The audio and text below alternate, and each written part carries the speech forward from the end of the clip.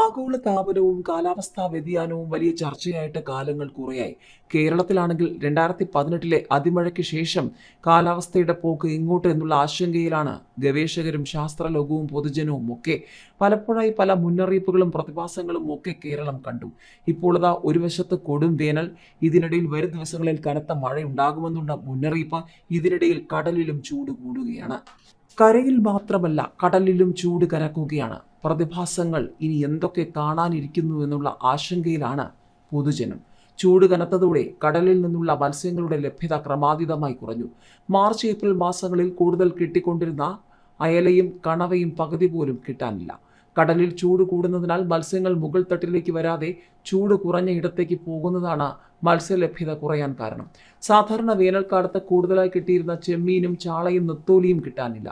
മീൻ പിടിക്കാൻ പോകുന്നവരിൽ നല്ലൊരു ഭാഗവും ഒഴിഞ്ഞ വള്ളങ്ങളുമായാണ് തിരികെ എത്തുന്നത്.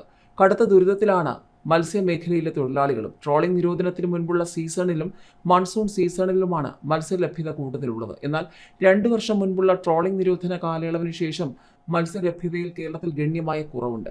സംസ്ഥാനത്ത് ഏറ്റവും കൂടുതൽ മത്സ്യം ലഭിക്കുന്നത് വിഴിഞ്ഞത്തിന് വടക്ക് വശം മുതൽ കൊച്ചിക്ക് തെക്ക് വശം വരെയുള്ള കൊല്ലം ഫിഷിംഗ് ബാങ്കിലാണ്. വ്യത്യസ്ത ഇനം മത്സ്യങ്ങളും കൂടുതലായി ലഭിക്കുന്നത് ഇവിടെ നിന്നാണ്. എന്നാൽ ഇവിടെ നിന്നാണ് നേരത്തെ ഉള്ളതിൻ്റെ 4 മത്സ്യം പോലും ലഭിക്കാതായതെന്ന് മത്സ്യത്തൊഴിലാളികൾ പറയുന്നു. സമുദ്ര താപനിലയിൽ ഉണ്ടാകുന്ന ചെറിയ മാറ്റം പോലും മത്സ്യസമ്പത്തിനെ ബാധിക്കും. താപനില കൂടി തുടങ്ങുമ്പോൾ മുതൽ മീൻ ഉൾക്കടലിലേക്ക് പോകും. താപനില കൂടുതലായതിനാൽ മത്സ്യത്തൊഴിലാളികൾക്ക് കൂടുതൽ ദിവസം കടലിൽ തങ്ങാനുമാകില്ല. അയൽ സംസ്ഥാനങ്ങളിൽ കേരളത്തിൽ നിന്നുള്ള യാനങ്ങൾക്ക് വിലക്കുള്ളതിനാൽ അവിടെ പോയി മീൻ പിടിക്കാനുമാകില്ല. തമിഴ്നാട്, ആന്ധ്ര, ഗോവ തുടങ്ങിയ സംസ്ഥാനങ്ങളിൽ നിന്നാണ് ഇപ്പോൾ കേരളത്തിലേക്ക് കൂടുതലായി മത്സ്യങ്ങൾ എത്തിക്കുന്നത്. മീൻ കിട്ടാതെ വരുന്നതും കടൽക്ഷോഭവും ഇന്ധനവില കൂടുന്നതുമെല്ലാം മത്സ്യമേഖലയെ തളർത്തിയിരിക്കുകയാണ്. ഒരു ബോട്ട് കടലിൽ പോകുമ്പോൾ 1 ലക്ഷം രൂപയിലധികമാണ് ചിലവ്.